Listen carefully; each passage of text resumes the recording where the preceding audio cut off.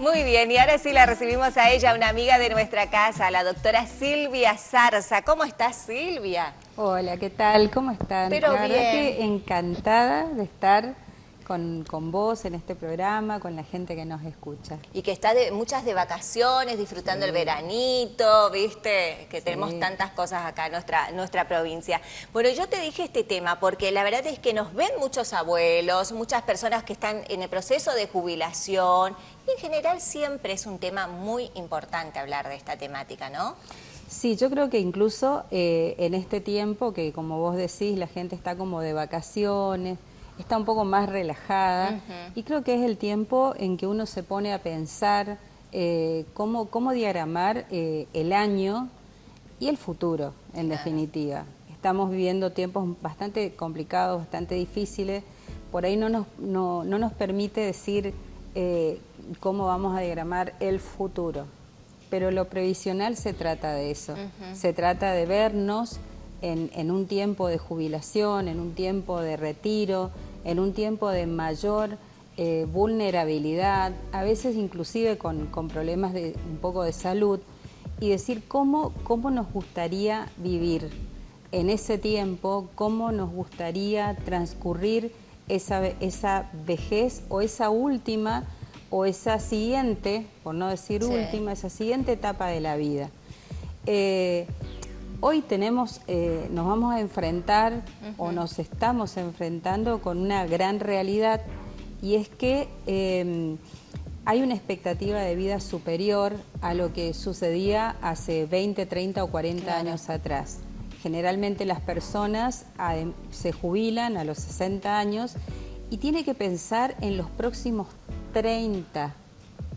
Ya no es una novedad tener un familiar de 90 años longevo, o de 90 y pico. Sí, ya no es una. Gracias a Dios tenemos a nuestros padres, a nuestros abuelos que tienen una vida más extendida. Ahora, ¿qué calidad de vida podemos ofrecer o podemos ofrecernos entre los 60 y los 90 años, los próximos 30 años? Eso es fundamental, planificarlo. Y que realmente sea una etapa de disfrute, ¿no? Digo, en la que tengamos cierta tranquilidad, de que podemos contar también con un ingreso que esté acorde a toda la actividad, todo el aporte que hemos hecho durante toda nuestra vida laboral también, ¿no? Mira, en los últimos 10 años venimos escuchando que jubilarse es un gran problema, que es un gran sufrimiento. Entonces, si nosotros venimos escuchando que jubilarse es un gran problema y un gran sufrimiento, además de qué es lo que va a pasar a nivel estatal, a nivel el Estado, a nivel legislativo, tenemos que empezar a pensar qué podemos hacer nosotros para que no sea ese tiempo un tiempo de sufrimiento. En ese sentido, es importante que la gente sepa que hay un camino que es cierto, que es el legal, es la jubilación del Estado, hoy se llama la de reparto, y todos vamos camino a esa jubilación, y esa jubilación estadísticamente tiene alrededor de 6 millones de personas, de jubilados, con una jubilación mínima. Hay múltiples factores que llevan a la persona a una jubilación mínima, y eso también hay que planificarlo, Diana. Eso también hay que planificarlo. Eso 5 años antes de cumplir la edad, ya sabemos, mujeres 60, varones 65, eso hasta hoy es así. Hay que empezar a pensar cómo estoy con los papeles, cómo está mi historia laboral, qué tengo que registrar, qué tengo que ver, qué cosas pueden faltar para poder llegar a los 60 o 65 con la historia laboral correctamente hecha, marcada, para jubilarme como realmente corresponde. No nos olvidemos nunca que ANSES no protege los derechos de las personas.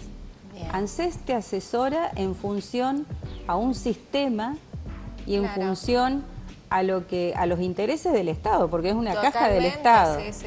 Ahora, ¿quién es la persona o quién es el interesado en decir, yo quiero jubilarme como corresponde y que me paguen el sueldo que corresponde? Sí. Los haberes, bueno, todo eso es una previsión antes de llegar a la edad, porque si no hay sorpresas y a veces son desagradables. Antes de llegar a la edad, empezar a mirar cada uno de esos detalles. Pero qué certero que es, porque mira, no quiero poner ejemplo el caso, pero se me acercó el otro día una señora que también me comentó, me crucé en el centro, que estaba yendo estaba con todos esos trámites porque le habían, no sé si el término está bien, ¿no? Como calculado mal la jubilación, estaba haciendo todo para ver si podían arreglárselo porque tendría que estar cobrando un poquito más, de por sí ya tenía la mínima y demás. Son estas cuestiones también, ¿no? Que vos decís que hay que tener en cuenta antes, Totalmente. Quizás. Fíjate, hay muchísimos casos, como por ejemplo, nosotros vivimos en una provincia de frontera internacional y frontera interprovincial. Tenemos Chaco, que es lo más próximo, y mucha gente, por ejemplo, médicos, por ejemplo, docentes, se cruzan el puente y en la otra provincia hacen muchos aportes. Hay gente que cree que se va a jubilar por la provincia del Chaco y se va a jubilar por la provincia de Corrientes. Esto no es así, no es así. En el país hay una sola jubilación. O es provincial o es nacional. Si es provincial, ¿qué es lo que va a marcar dónde te vas a jubilar? Donde más aportes hiciste. Y nos pasó en muchas oportunidades que una docente, por ejemplo, empezó a trabajar, ni bien se recibió, y trabajó 30 años en Corrientes y 30 años en el Chaco. Hay un empate técnico, diríamos, y bueno, hubo que remontar un montón de cosas para poder lograr, digamos, que se establezca cuál es la caja otorgante y que le dieran la jubilación, porque con 30 años las dos cajas se lavaban la mano y decían, a mí no me corresponde, a mí no me corresponde. Entonces, fíjate la importancia de buscar los papeles, de saber cómo está mi situación. Además, por ejemplo, hace un par de años empezaron a salir ciertos retiros, gente que trabajaba en aerolíneas, gente que trabajaba en el correo, se les ofreció un tipo de retiro, bueno, salieron. Venían a preguntarme porque me decían, bueno, pero me faltan 4 años para jubilarme, yo no me quiero quedar sin la jubilación, me voy a inscribir en un monotributo. Decía, error. Inscribirte en un monotributo para completar esos 4 años que te faltan va a significar que te vas a ir a cobrar una mínima habiendo tenido incluso un puesto gerencial en aerolíneas argentinas, por decirte alguna empresa. Entonces, son casos así como puntuales, pero para abrir un poco al conocimiento, porque hay gente, hay una amiga que me decía a mí, para ejercer el derecho hay que conocerlo. Totalmente. Entonces es importante que la gente sepa que como me decía una señora una vez, estoy flojita de papeles, me decía. Bueno, si estamos flojitos de papeles o tengo alguna duda, es más, incluso una vez vino a verme un señor que tenía todos los papeles, no estaba flojito de papeles, tenía todos los papeles. Un profesional que había hecho sus aportes como monotributista y me dice, doctora, yo quiero que mire un poco para ver, pero tengo todo. Digo, bueno, déjame que miremos. ¿Y de qué se trataba esto? Se trataba de, tenía todo, me encantó, lo más prolijo del mundo, pero se podía acomodar mejor su historia laboral. Y al acomodar mejor su historia laboral, esta persona terminó cobrando un poco más de lo que le hubieran pagado en ANSES, digamos. Y eso te iba a preguntar también, Silvia, ¿qué pasa con los monotributistas? ¿Qué cuestiones hay que tener en cuenta también en este caso?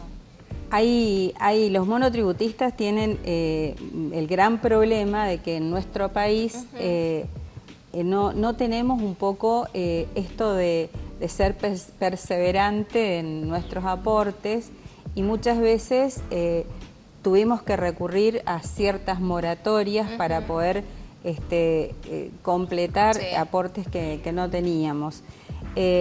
Hay un problema, el problema más importante es que cuando hicimos moratorias, AFIP antes, ARCA hoy, no tiene, su sistema no tiene comunicación, para que la gente entienda, no tiene comunicación entre un plan de pagos y entre los aportes previsionales.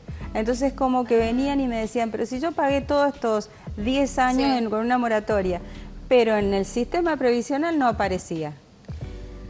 Entonces, bueno, hubo que recurrir a reclamos administrativos, incluso judiciales, para poder lograr el reconocimiento de esos 10 años que estaban pagados, para que después pudiera reconocerse en el ámbito de previsional y pudieran jubilarse. Generalmente el monotributista, y esto es muy importante saberlo, pague la categoría mínima o la categoría máxima. La máxima está en alrededor de 1,5 millones de pesos.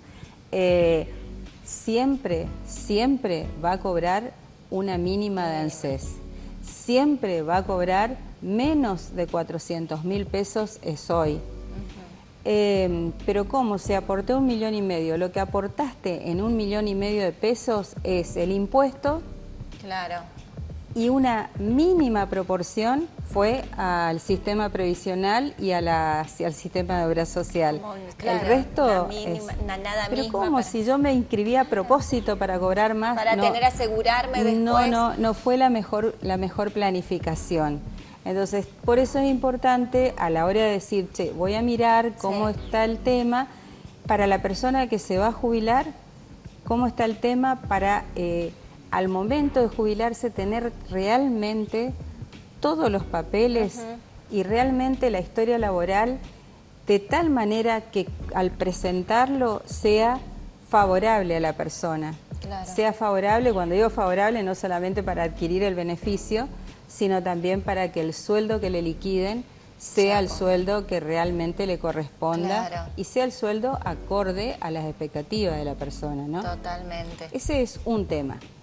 Bueno, la verdad es que es bastante interesante tener en cuenta esto en casa. Yo creo que la gente también sepa que puede dejarte preguntas en concreto. Si vos tenés alguna dificultad, alguna duda, nos dejás en el mensajero y Silvia va a volver a contestarles, por ejemplo, cuestiones como estas, ¿no? Que para cerrar, Silvia, ¿qué te parece? ¿Cuáles son aquellas cuestiones que tiene que tener en cuenta la familia en estos momentos?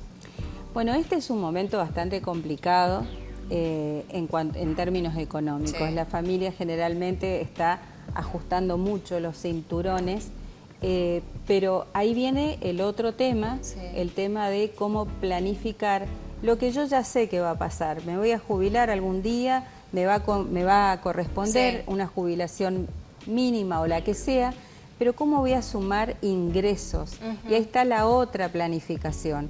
¿Cómo hago para sumar ingresos? Y para sumar ingresos no hay otra manera que, por ejemplo, empezar con ahorros. Cuando uno habla de ahorros parece que piensa, che, pero yo tengo que ahorrar tanta plata mensual y no me da el presupuesto. No puedo. No importa, o sea, 1.000 pesos, 2.000, 5.000, 10.000, siempre es mejor que nada. Y cuanto antes, no a los 30 años, no a los 40, no a los 60. Si vos podés, ¿te acuerdas de la libretita de ahorro? Sí, o que los bancos en las escuelas también podíamos papás con la ¿cómo es la estampillita? Bueno, si podés a tus hijos hacer algún sistema de ahorro de 10 pesos, de 100 pesos, el día de mañana tu hijo va a poder empezar la vida activa con un pequeño patrimonio o un gran patrimonio, depende. Lo mismo la persona que pueda hoy ahorrar, eso se llama en términos financieros interés compuesto. Y ahí hay distintas billeteras virtuales, hay una que particularmente me gusta, que no voy a decir el nombre, pero todo el mundo tiene, que te permite ir haciendo esos ahorritos, poniendo en un lugar específico y te va dando un interés todos los días, te va generando un interés. pequeño, mucho, lo unos que sea. frasquitos, Hay una que sí, unos frasquitos, sí. otros que hablan de valijitas. Sí. A mí me gusta la valija Sí, porque me encanta viajar, entonces me voy por la valija. Ahí va el destino, te pones un propósito, porque eso te iba a preguntar, porque capaz que ahora te estamos escuchando mucho y dices, yo no estoy haciendo eso, empiezo hoy, porque es cierto que en nuestra cabeza cuando decís, tenés que empezar a ahorrar y vos decís automáticamente, no puedo, porque te imaginás un monto grande en tu cabeza, pero está bueno esto que decís, con 1000 pesitos hoy, ponés ahí. Y sabes que la diferencia en los seguros de retiro, que no están mal, pero la diferencia de seguro de retiro que, primero, la cuota es altísima, hablan de $100 para arriba, o sea, hablemos de 150.000 pesos mensuales, y a veces el presupuesto no da para eso, y además tiene que ser sí o sí siempre, de acá hasta que lo retires. No podés dejás y perdés el derecho. Te van a devolver algún día, pero ¿cuál sería el sentido? Pero en estos pequeños ahorritos, vos te administrás y decís, bueno, hoy puedo, mañana no puedo, el mes que viene puedo un poquito más, y siempre vas teniendo. Y esa valija tiene que tener un candado. Ese frasquito tiene que tener un candado. Esto no se toca, salvo cuestiones muy urgentes que puede pasar a cualquiera. Pero la ventaja es que en estos casos precisamente es flexible, uno lo puede manejar, y después tenés un abanico de posibilidades. Hoy en día hay muchísimas herramientas como para ir asegurando esto que decía mi abuela hace muchos años y hacían nuestros abuelos. Voy a construir la piecita para alquilar, porque eso va a ser mi jubilación. Claro.